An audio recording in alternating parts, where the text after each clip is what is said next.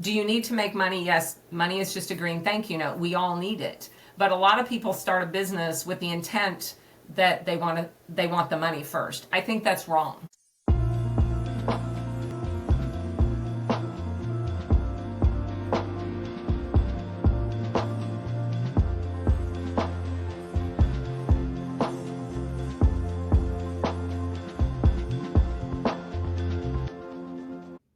Well, hey, welcome back to the Amanda Kaufman Show.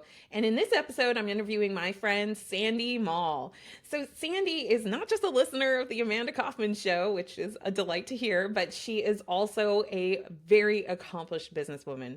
She and her husband have built 5 businesses without having to rely so much on the noise and chaos that so many business owners get very used to. She and her husband have built those 5 businesses. One of them has been in business for over 25 years. Her consulting and expert business, she's had that running for 18 years through word of mouth, through referral. So I'm so excited to dive into the episode here. Sandy, welcome to the show. Well, thank you, Amanda. I'm excited to be here. I'm a listener of the Amanda Kaufman Show. I love that. I love that. Well, we're so excited that you reached out to come here because your resume is really extensive, and you've been doing it for a long time. And Yes. I'm just so curious, like you mentioned you're kind of in this season where you're stepping back into speaking and you're stepping back into, more presence. What are you the most excited about focusing on next? I think it's truly in the world of a lot of noise, and not just the United States, but our world is very noisy, and we hear that all the time, how noisy it is. But I think it's really helping people get clear on what their purpose is, what they were put on earth for, and helping them know that silence can help them get there. And I, you know, I think that's what I'm most excited about, is just serving others to get to a calm place. Yes, I love it. I love it. And so, dear listener, Sandy and I were coordinating this show, and it was actually kind of fun because usually when I have a guest on the show, they have all the different lead magnets and all the different social presence, and it was so unique actually speaking to you, Sandy. And I know we just finished this conversation, but you really have some great perspectives about the role of social media and how people connect with you. Um, I'm so curious. You obviously are extremely successful without leaning on the noise of social media. What is the secret to that success? How did you get more doors opened and, full client lists and all of that even without social media? Well, and that's a great question because one of my husband and I's companies, we actually own 5 companies, and one of our companies that I spend the most time with is Advanced Business Solutions, better known as ABS, and we do no marketing. We have grown by leaps and bounds over 18 years strictly by referral. And my philosophy has always been, if you care about people and you're really here to serve and help people, the rest comes pretty naturally. They will send people to you because they know you care. Today is Thursday, and we got 6 referrals this week from people that we have helped in some form or fashion. Sometimes it's as simple as saying, hey, you need to meet this person, and it's just a connecting. But I think using social media, I'm not saying you shouldn't. I think there's a benefit for social media, but for me personally, when I thought, all right, at my age, a mom of 4, a grandmother of 7, trying to slow down a little bit and really spend quality time in the 4th season of my life serving people, I needed a little more quiet and silence. And so, I have people reach out all the time that say, hey, can I connect with you on LinkedIn or Facebook? And I have talked to 100% of the people that I'm connected to and gotten to know them, because I believe I don't want a false connection. I want a genuine connection with someone that I can help and serve. And I think when you really slow down in life and think, okay, what am I here for? And quit worrying so much about being popular or worried about the money or where's this going to come. There is a plan. There is, no matter what you believe, there is a master plan for your life, and you were put here for a purpose. And if you slow down and just say, all right, I need to get rid of the noise for a while, I believe that really helps, and other people will be attracted to you because people see that peace in you. It's something so simple. I don't know why it's so hard. You know, I really appreciate that perspective. And dear listener, like listen to her resume here. 18 years in business, and it is 100% referral based. And there are a lot of ways to be really successful with business. It is uncommon for somebody to have a business that lasts that long, but you know that secret sauce of do a great job, do well by people, you know, connect authentically, those are business tenets that are just universal, and that's Yeah. been the way of business for, you know, well into centuries, you know, because business is really about people. And you know, Yep. Sandy, when I was starting my business, I was so scared to even be seen. You know, I was definitely a hardcore introvert.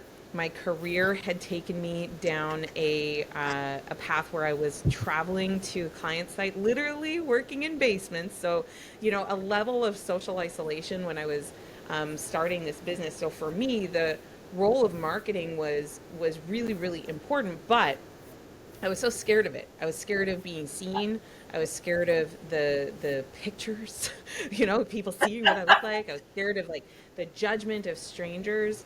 And the thing that really unlocked the business for me was letting go of all of that, like you said, and just being. And then later on, as I became more confident and I built an authentic network and I sold some real coaching and people said, wow, this changed my life. And I was hearing that reinforcement, it bolstered this confidence that I was like, you know what, I am going to brave being seen on social media. I'm going to brave learning how to speak and being on video. And I built the skill over years to be able to use that as a tool.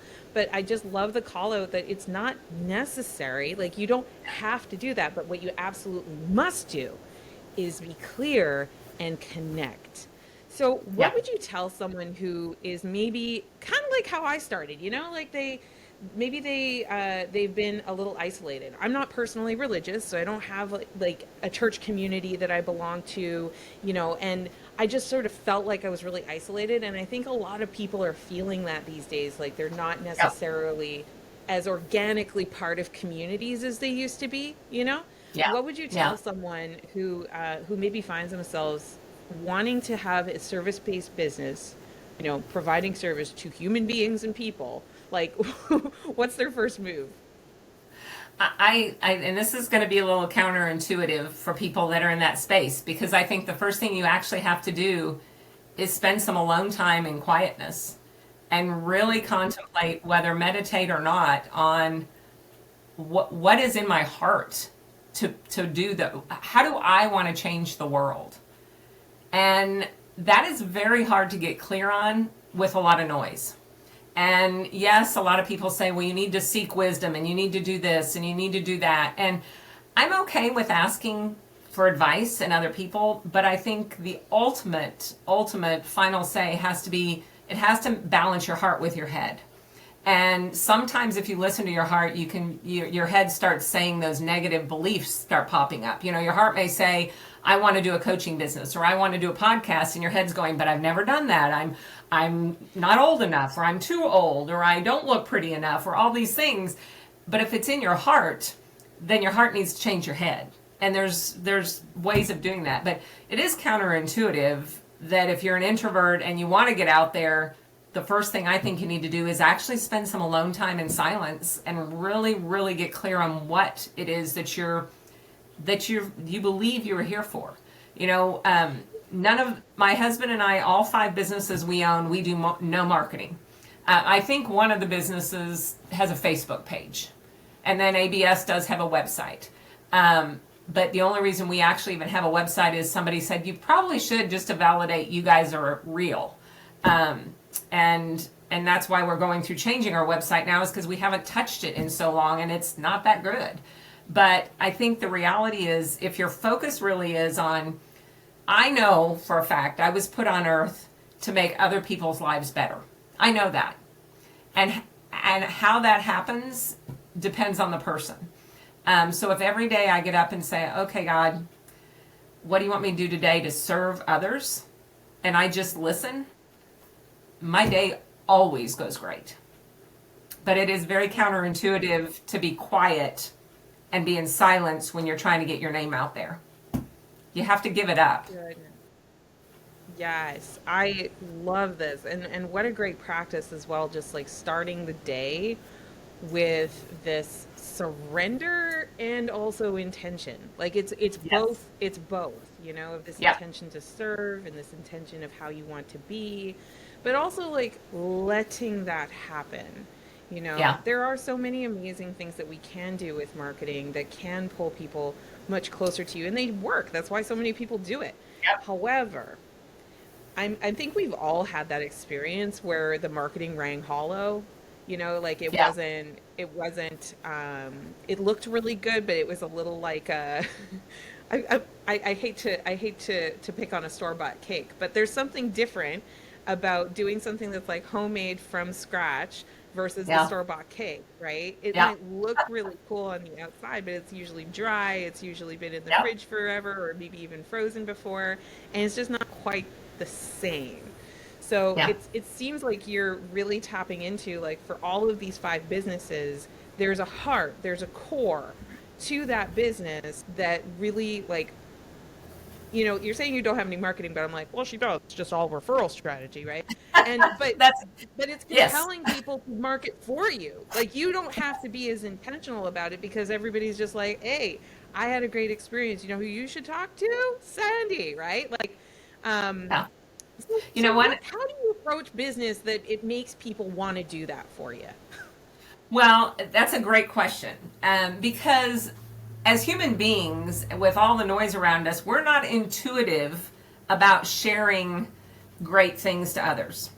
We're very intuitive about complaining and we're great, but it isn't normal for us to brag on things that happen to us about another company. And so I do ask. We all ask. Everybody in our company, we ask. We ask, Mr. Client, what makes us special to you? And that brings that thought from here to here for them. And Mr. Client, are there other businesses or individuals that you feel like we could serve? We ask.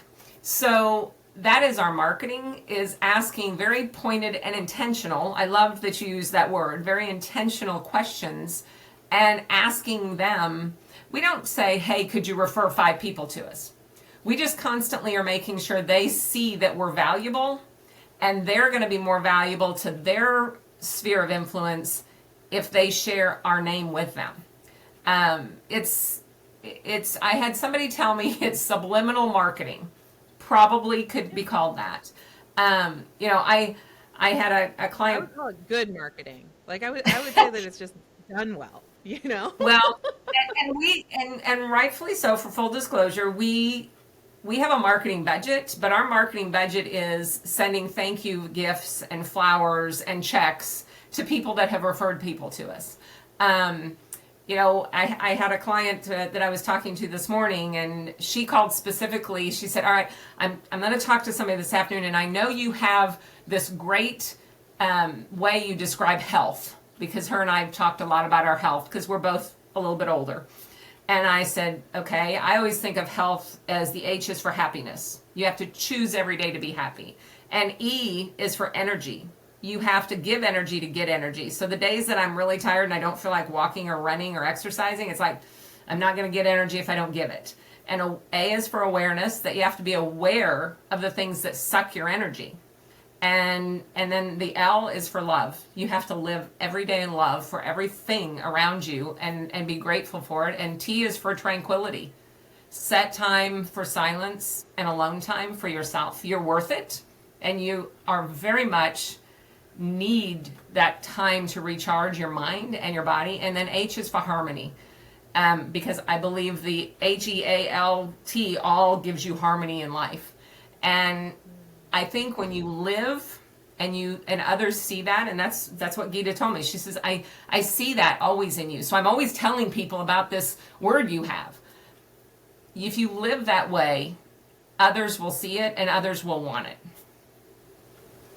You know what I think I really appreciate about you, Sandy, is So first of all, I just have to tell you, like in my mental Rolodex, you are business relationship ninja. Like that I've assigned you as business relationship ninja.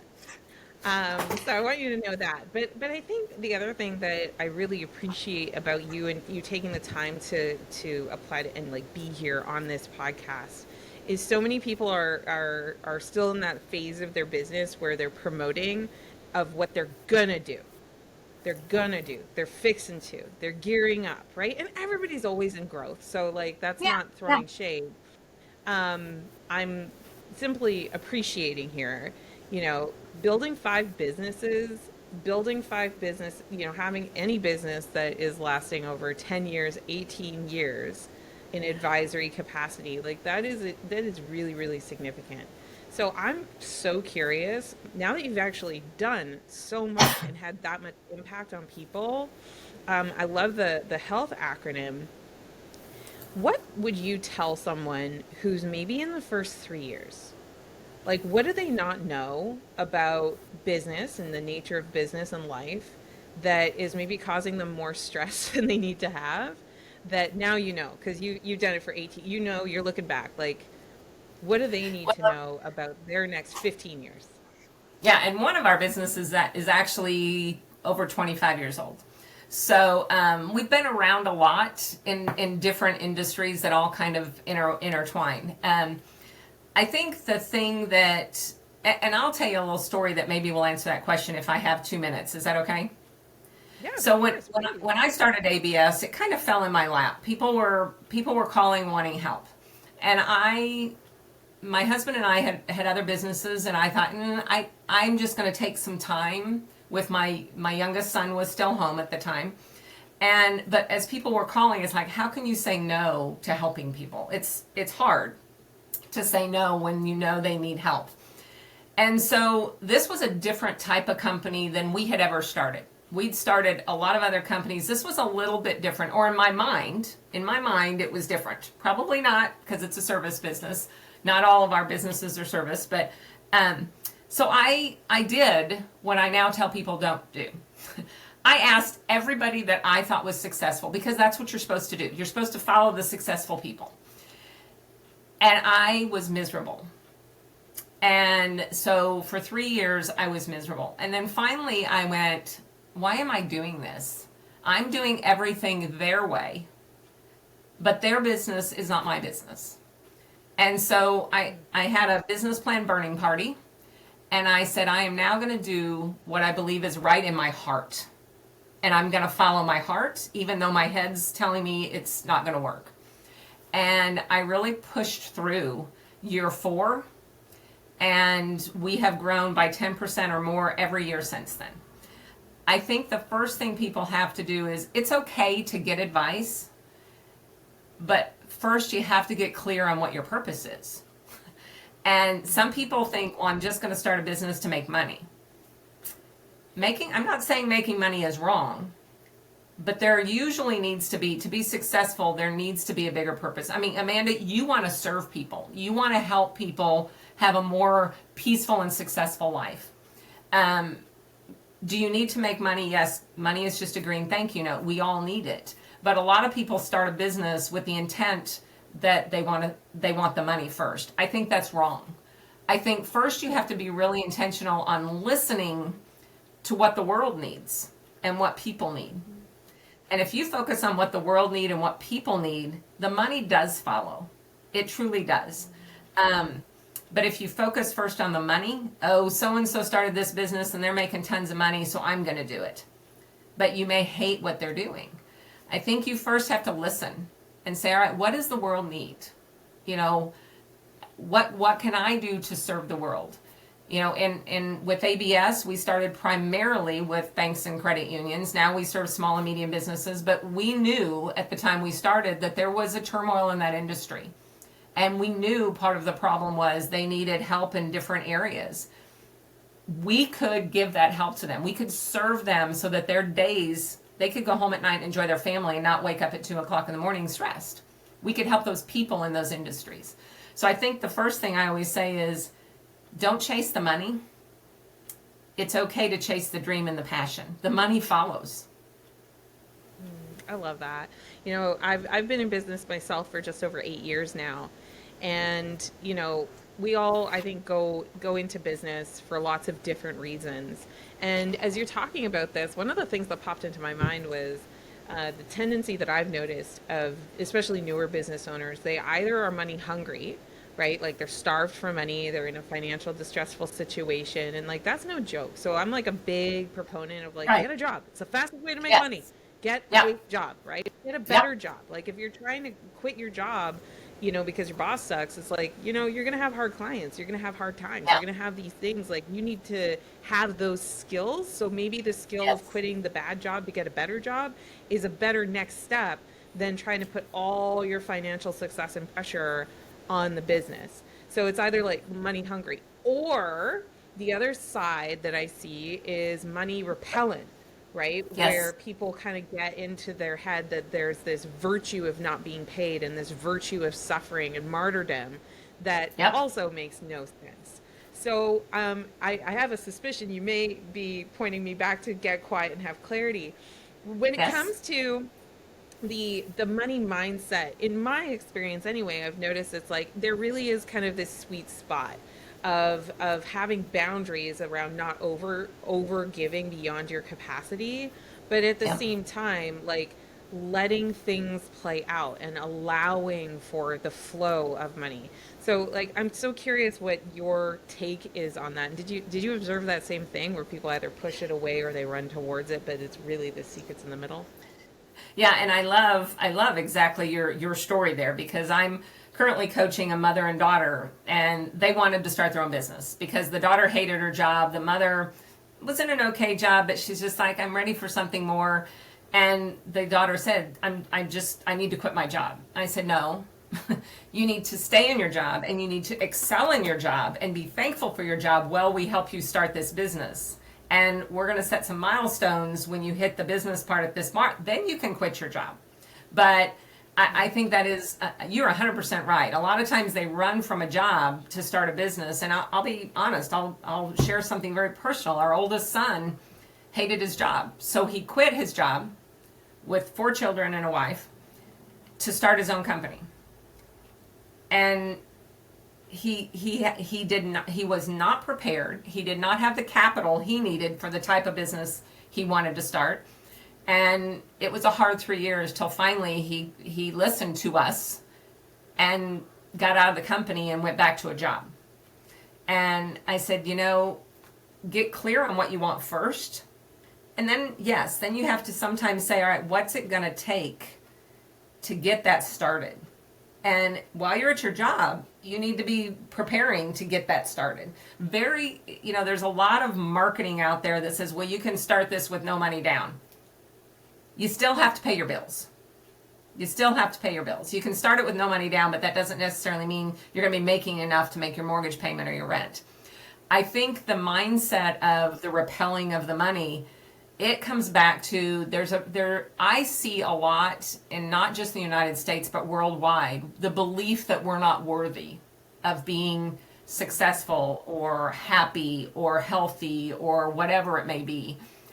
And that is so prevalent in all generations. My generation, I'm a baby boomer, all down to my kids' generations. And I think that's so wrong because we were put here for a purpose and we are worthy. By being here, we're worthy of having anything that we can attract. But it's a very hard mindset to switch. I mean, that is, I think, one of the biggest beliefs. And you probably even experienced that where you're like, I'm not worthy of getting a client that's going to pay me $50,000 a year or whatever. Well, yeah, you are. You just have to find the right client. But This was like a crazy thing actually, because for me, right at the very beginning, I was making over $250,000 a year in a job. But then the first time I went to, set up the economics for my coaching business, my first sale was $10 an hour to my best friend. yeah, And I was like, first of all, proud of myself for making my first sale. So grateful to have a friend that, she comes from wealth and money. So for her, it Yeah. was very much just a mindset exercise of me of just like claiming some kind of value and just like Yep. doing it. And I'm Yep. so glad that she did it. But it was also a huge signal. I'm like, wait a second, this math ain't mathin', right? If a company was willing to pay me Yep. $250,000, like I actually have evidence Yes. that I have like this value that I can offer people, like a lot of evidence of that. And then like also I happened to be in that one company and that was the spreadsheet, like who's to say that was even the correct number, but I do have this evidence of this starting point, and that was like the big mindset shift.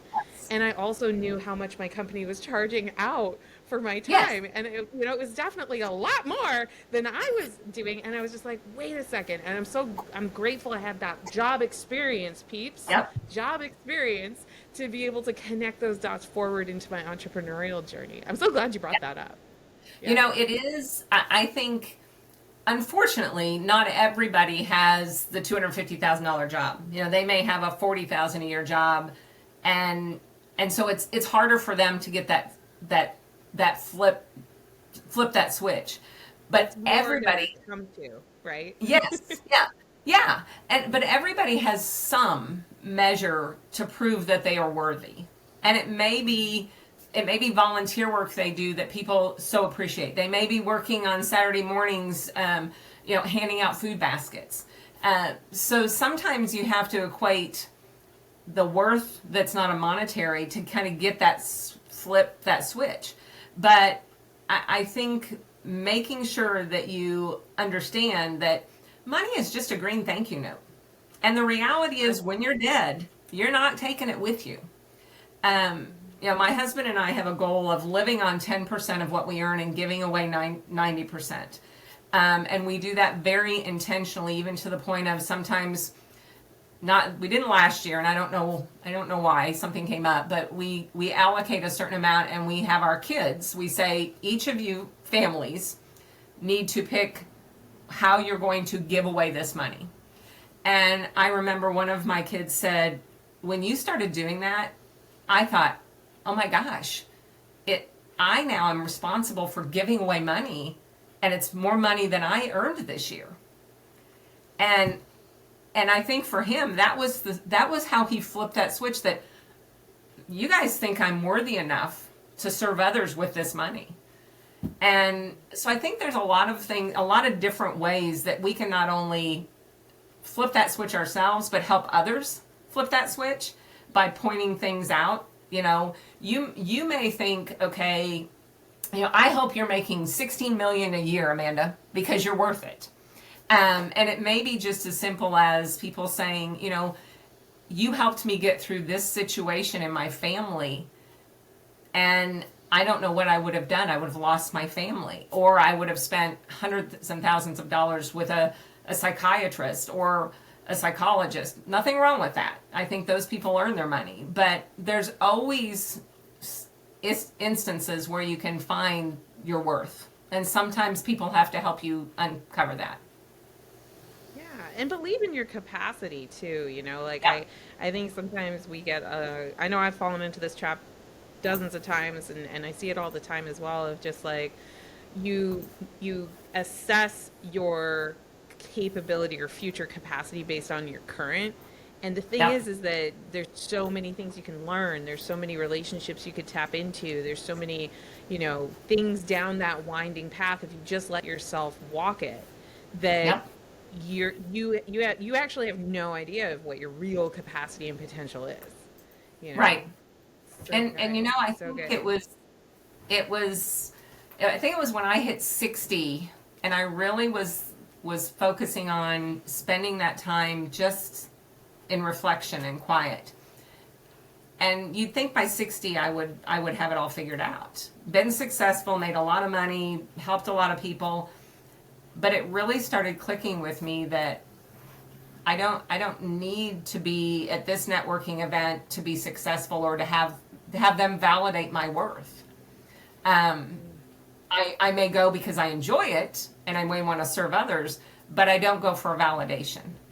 Um, and I think sometimes the noise in the world hinders us from accepting that we have worth. Sandy, I wish we could just keep going for days and days. This is just such a wonderful conversation, but I'm sure you have things that you must go do. So, what is the best way for people to follow you?